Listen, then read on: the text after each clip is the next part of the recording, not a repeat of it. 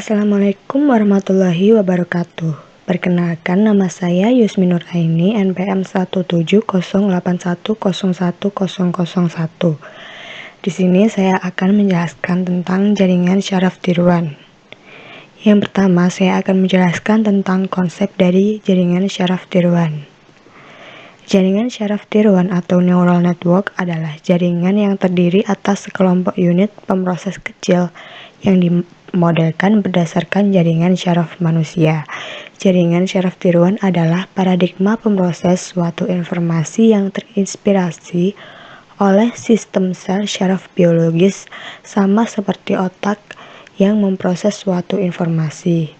Jaringan syaraf tiruan atau JST merupakan suatu sistem pemrosesan informasi yang mempunyai karakteristik menyerupai jaringan syaraf biologis atau JSB.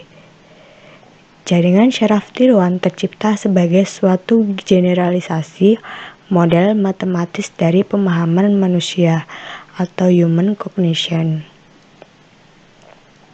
Di sini terdapat analogi dari JST dan JSB. Pada JST, node adalah sebagai badan sel, kemudian input adalah sebagai dendrit, output adalah sebagai akson, dan bobot pada JST adalah informasi yang digunakan oleh jaringan untuk menyelesaikan persoalan. Kemudian pada JSB terdapat sinapsis, yaitu aksi pada proses kimia. Nah, terdapat prinsip JST yang pertama, yaitu satu set dari sinapsis atau penghubung yang masing-masing digolongkan oleh bobot atau kekuatannya. Yang kedua, sebuah penambah untuk menjumlahkan sinyal-sinyal input ditimbang dari kekuatan sinaptik masing-masing neuron. Yang ketiga, yaitu sebuah fungsi aktivasi untuk membatasi amplitude output dari neuron. Fungsi ini bertujuan membatasi jarak amplitude yang diperbolehkan oleh sinyal output menjadi sebuah angka yang terbatas. Kemudian, proses pembelajaran dari JST yaitu yang pertama, jaringan diberikan masukan atau input, serta pasangan output yang diinginkan atau yang disebut juga sebagai target. Kemudian yang kedua, jaringan melakukan perhitungan terhadap data input dan menghasilkan output sementara. Kemudian yang ketiga, membandingkan antara output sementara dengan output yang diinginkan atau output target, dan selisihnya dipakai untuk memperbaiki nilai bobot sinaptik. Yang keempat, proses tersebut akan diulang sampai kesalahan atau selisih dari output sementara dan target terkecil mungkin, atau istilahnya adalah konvergen. Pada model matematis JST adalah sebagai berikut. Yang di sini terdapat input antara lain X1, X2, dan Xm. Kemudian di sini terdapat bobot, yaitu W1, W2, dan Wm. Bobot adalah faktor yang berhubungan dengan masing-masing node. Kemudian di sini ada fungsi aktivasi, yaitu merupakan operasi matematik yang dikenakan pada sinyal output Y.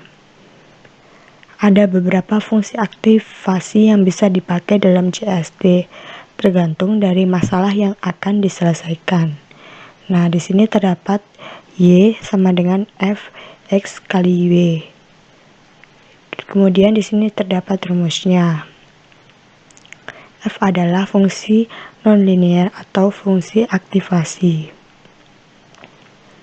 Nah, kemudian di sini ada arsitektur dari JST. Yang pertama yaitu jaringan dengan lapisan tunggal atau single layer net. Arsitektur paling dasar dari JST adalah JST satu lapis yang terdiri dari beberapa unit input dan satu unit output. Nah, bisa dilihat di sini ada rumusnya dari Y1, Y2 hingga YN. Yang kedua yaitu jaringan dengan banyak lapisan atau multi-layer net. dibentuk dari beberapa model JST satu lapis. Prinsip kerja hampir sama dengan model JST satu lapis. Output setiap lapisan sebelumnya merupakan input bagi lapisan sesudahnya. Nah, bisa dilihat di gambar ini terdapat lapisan 1, lapisan 2, hingga lapisan N. Pada lapisan pertama ini akan menghasilkan sebuah output di mana output ini nanti akan menjadi input pada lapisan kedua. Begitu juga dengan lapisan setelahnya. Yang ketiga yaitu jaringan dua lapisan dengan umpan balik. Jaringan dua lapisan dengan umpan balik ini diperkenalkan oleh John Hopfield pada tahun 1982.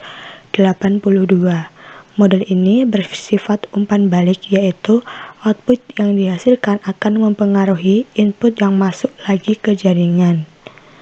Nah, pada gambar terlihat bahwa nilai output di sini akan mempengaruhi nilai input yang akan masuk lagi ke dalam jaringan.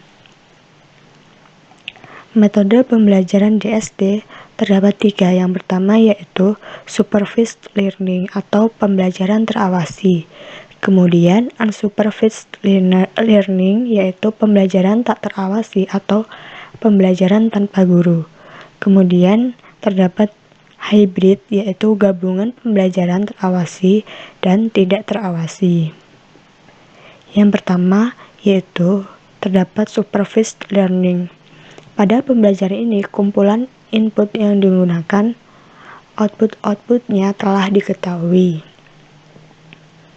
Perbedaan antara output-output aktual dengan output-output yang diinginkan digunakan untuk mengoreksi bobot JST agar JST dapat menghasilkan jawaban sedekat atau semirip mungkin dengan jawaban yang benar yang telah diketahui oleh JST. Contoh metode supervised learning yaitu Hebbian, perceptron, Adalin, backpropagation, dan LVQ, learning vector quantization.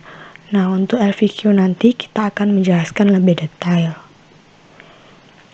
Kemudian terdapat unsupervised learning.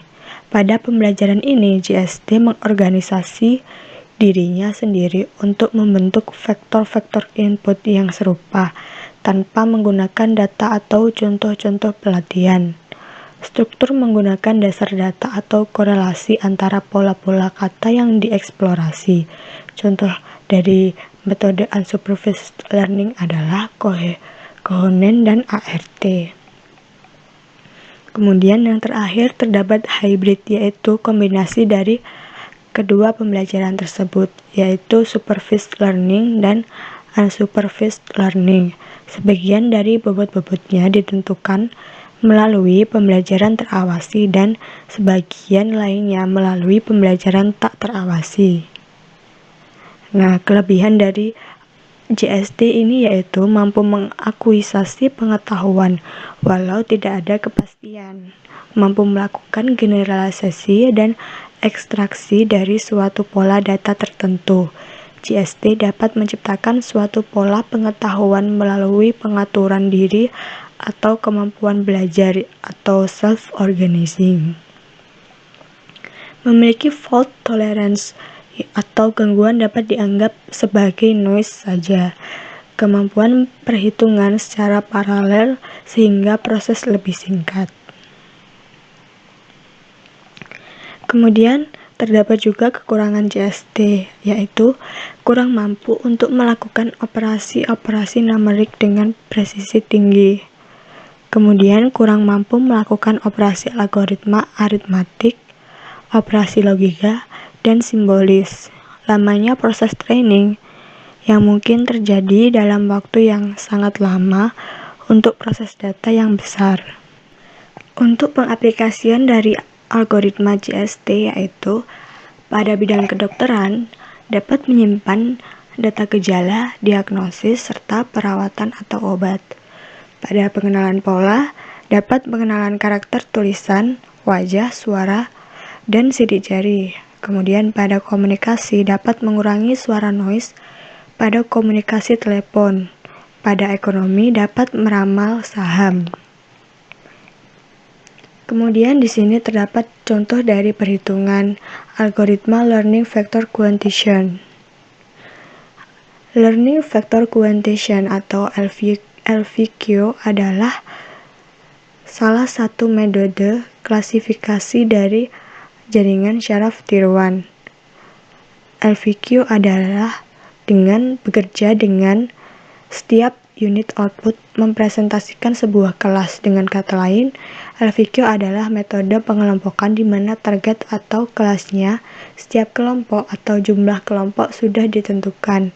Tujuan dari algoritma ini adalah untuk mendekati distribusi kelas vektor untuk meminimalkan kesalahan dalam pengklasifikasian. Nah, berikut ada arsitektur dari jaringan LVQ. Penjelasan gambar di bawah ini adalah X sebagai inputan. Sedangkan W1 adalah vektor bobot yang menghubungkan setiap neuron pada lapisan input ke neuron pertama pada lapisan output. Sedangkan W2 adalah vektor bobot yang menghubungkan setiap neuron pada lapisan input ke neuron kedua pada lapisan output. LVQ ini bersifat mencari jarak atau ekluden antara vektor-vektor input. Jika jarak pendek atau terkecil, maka algoritma ini akan menempatkan data tersebut ke kelas atau target yang memiliki jaraknya terkecil. Nah, di sini ada contoh studi kasusnya. Pada data di bawah ini diketahui 4 data sebagai data training beserta target yang bertujuan untuk mendapatkan bobot yang akan digunakan pada proses klasifikasi. Bobot awal adalah 110 dan 1011 dengan learning rate 0,05 dengan fungsi pembelajaran 0,11.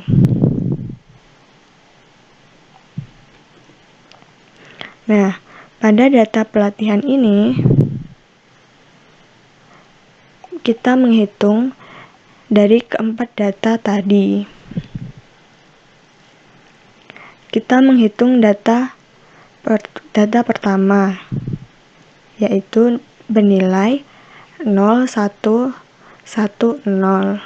dengan target 0 dan dengan bobot awal 1,110,1011.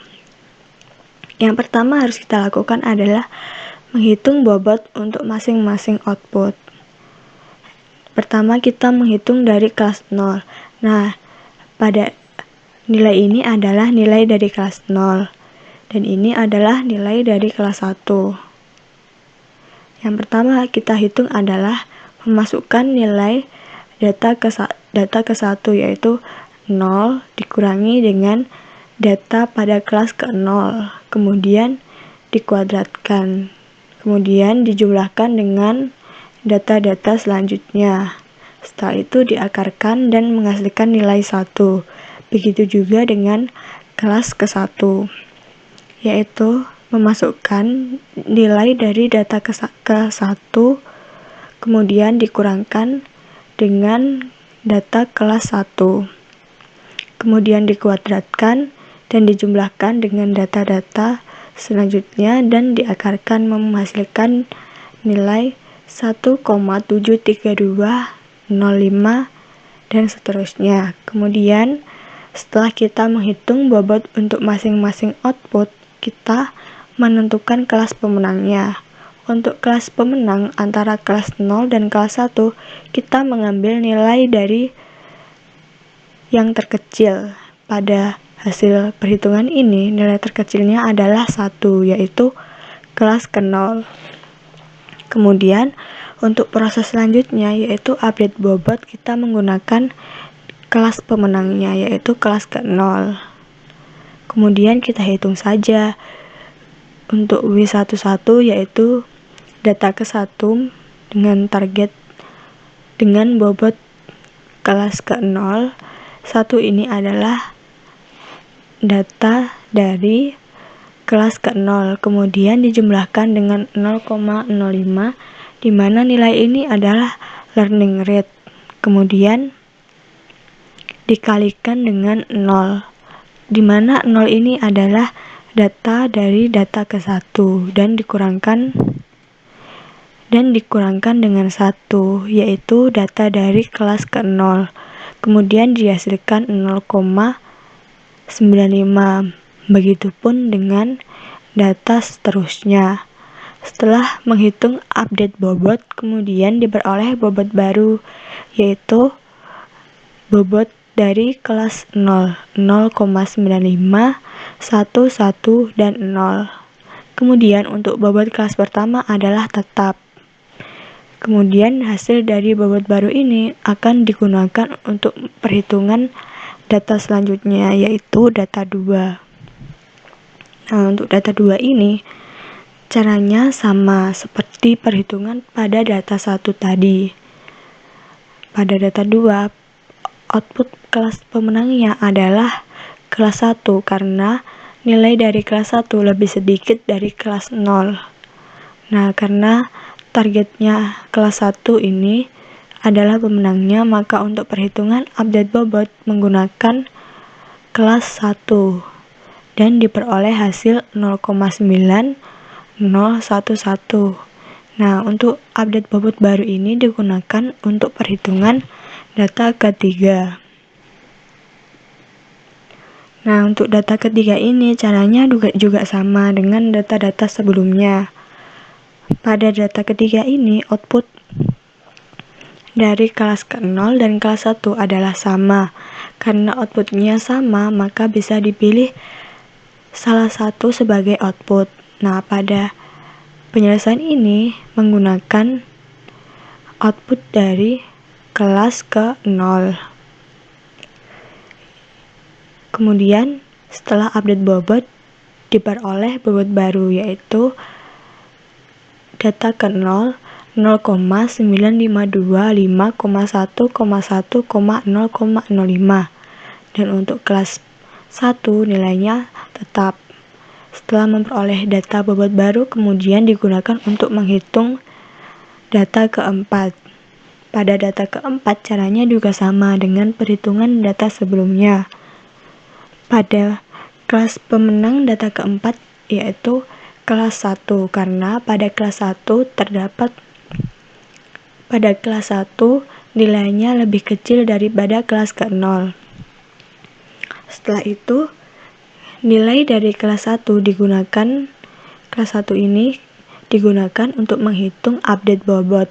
Setelah menghitung update bobot diperoleh bobot baru untuk kelas 1 yaitu 0,952,0,095 dan 0,1. Kemudian setelah semua keempat data tadi selesai dihitung, kemudian kita update learning rate, yaitu learning rate baru sama dengan fungsi pembelajaran atau learning rate 0,1 dikalikan 0,05 menghasilkan 0,005. Karena dalam satu iterasi semua data sudah diklasifikasikan dengan benar, maka iterasi pelatihan bisa dihentikan dan memakai bobot terakhir untuk digunakan dalam proses klasifikasi atau prediksi. Jika dalam suatu iterasi ada yang outputnya belum tepat, maka dilanjutkan ke dalam iterasi berikutnya sampai dengan data diklasifikasikan dengan benar atau telah mencapai maksimal iterasi yang ditentukan. Terima kasih. Nah, di sini ada pertanyaan dari saya. Kapan proses iterasi pada perhitungan CSD dihentikan?